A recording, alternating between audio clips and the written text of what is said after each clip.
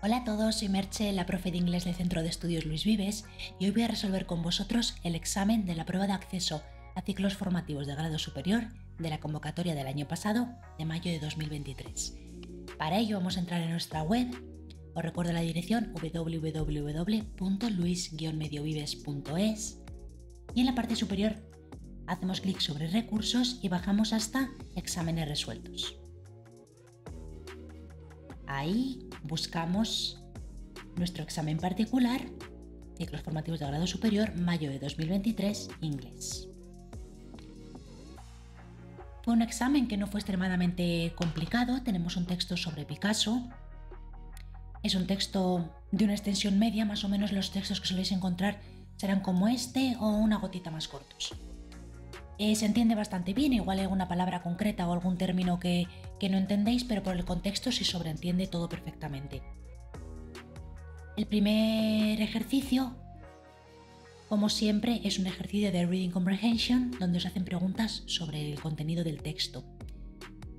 Una cosa importante que tenéis que tener en cuenta en este primer ejercicio es que intentamos siempre incluir la pregunta dentro de la respuesta, es decir, no dar como respuesta una palabra suelta, sino una frase completa. Por ejemplo, imaginaos que os preguntan, como luego vamos a tener, cuándo es un aniversario o cuándo nace Picasso. Imaginaos, pues no vamos a decir solamente el 8 de abril, diremos Picasso nació, no es esta fecha, pero bueno, Picasso nació el 8 de abril, es decir, hacemos frases completas con sujeto, verbo y complementos. Vamos con la primera pregunta, nos pregunta por qué Picasso es una de las figuras más importantes del siglo XX, ya nos dice que está en el primer párrafo. La verdad es que no es solamente una frase, sino que el primer párrafo concretaría la idea que habría que contestar aquí. Es decir, que viene a decir un poquito que Picasso fue el hombre más conocido de arte moderno con estilo propio. En la segunda pregunta nos pregunta cuándo fue el 50 aniversario de la muerte de Picasso. Y la pregunta la tenemos en el segundo párrafo, esto sí que fue el 8 de abril, nos lo dice aquí que sería el 8 de abril de 2023, pero como os decía, en vez de decir solamente el 8 de abril, diríamos el aniversario de su muerte fue, y ya, la fecha concreta. En la tercera pregunta nos dice que qué presenta Celebrating Picasso, que sería el título que tenemos, que lo que nos viene a decir que tenemos, perdonad, tenemos aquí la respuesta en el tercer párrafo completo.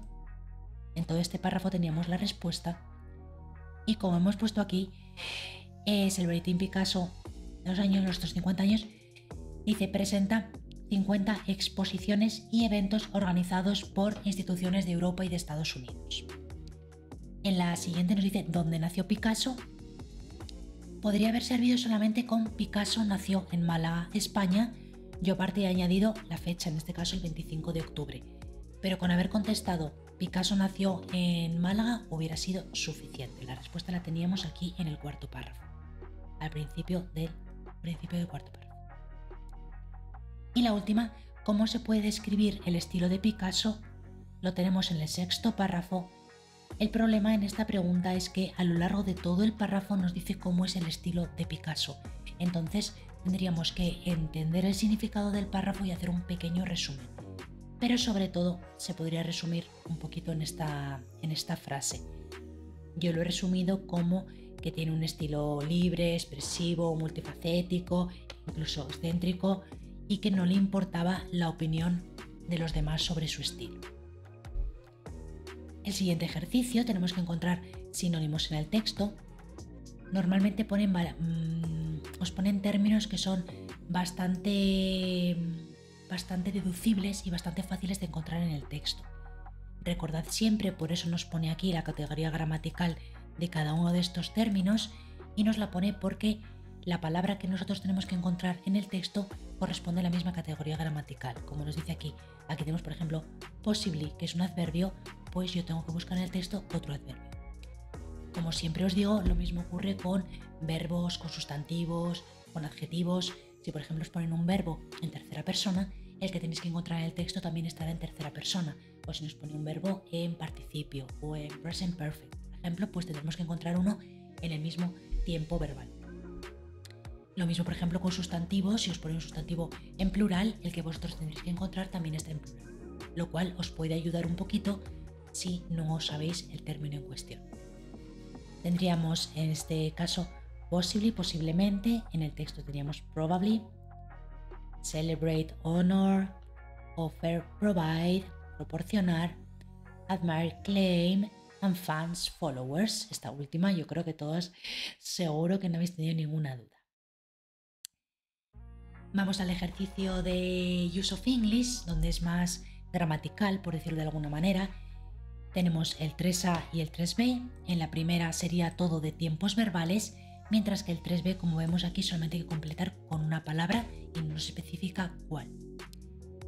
En la primera vemos que es una pregunta y que ya la expresión de tiempo last night nos indica que tenemos que utilizar un pasado simple. Did you see? En la siguiente nos da la pista este just. El just se utiliza con los tiempos perfectos. Por lo tanto, I just came from the art gallery. En la siguiente, la pista nos la da que ha estado enferma o ha estado enferma en la cama durante los 3 últimos días. Es una acción que comienza en el pasado pero aún no ha terminado. Por eso necesitamos utilizar un presente perfecto. Lleva en la cama 3 días, pero aún sigue en la cama. En la siguiente igual. Dice así que esta es la razón por la cual no fue a la exposición la pasada noche. Last night igual, que al principio necesita un pasado simple. En este caso había sido pregunta y aquí tenemos una negativa. Did not or didn't. Y en el último caso tenemos un condicional. ¿Qué condicional? En este caso tenemos un tercer condicional. Recordad que el tercer condicional es el único que se refiere al pasado. Estamos hablando del pasado, por lo tanto aquí solo cabe un tercer condicional. Si lo hubiera sabido, if past perfect, si hubiera sabido que estaba enferma, le habría pagado, I would have paid her a visit. Muy bien. En el siguiente ejercicio, como os he dicho antes, tenemos que completar solamente con una palabra, pero no nos especifican cuál. Puede ser un relativo, puede ser un comparativo, puede ser un modal, puede ser una preposición, un adverbio, cualquier cosa. En este caso hemos utilizado un relativo who que se refiere al artista español, a una persona.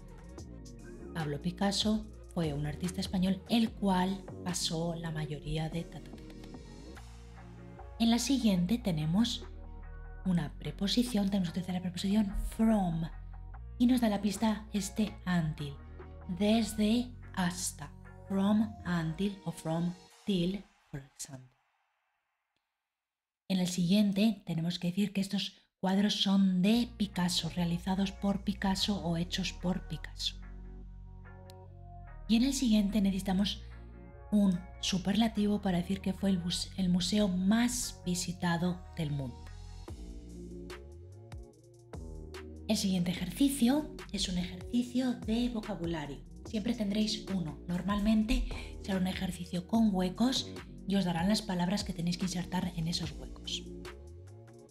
Por lo tanto, este ejercicio es completamente por traducción, por decirlo de alguna manera, de esas palabras o de esos términos y por sentido, ¿vale? En este primer hueco hemos utilizado la palabra corazón. Está ubicado en el corazón de la Sierra de Guadarrama, en el centro de la Sierra de Guadarrama. Dice, a 50 kilómetros de Madrid, San Lorenzo del Escorial es una de las principales ciudades pequeñitas para turismo, y esta palabra, este hueco, tendríamos que utilizar un adjetivo, en este caso cultural, que modifica la palabra turismo. Dice su principal, por lo tanto aquí necesitamos un sustantivo, su principal atracción es el monasterio, dice que fue, y aquí necesitamos un participio declarado, que fue declarado patrimonio por la UNESCO. Y en último lugar tenemos best, este superlativo, dice es el monumento que mejor, ¿vale? Resume las aspiraciones ideológicas y culturales de la Edad de Oro. Y por último tenéis una redacción. La redacción siempre tiene una extensión de 90 o 110 palabras y como yo siempre digo a mis chicos en clase, si tenéis un tamaño de letra más o menos estándar y no es muy pequeñita ni muy grande, normalmente escribimos entre 10-12 palabras por línea. Por lo tanto, no es necesario que vayáis contando palabra a palabra cuando lleváis, sino que más o menos tenéis que escribir entre 8 y 10 líneas aproximadamente. Como veis aquí, en mi ejemplo tenéis menos líneas, pero porque en ordenador se escriben más, ¿vale?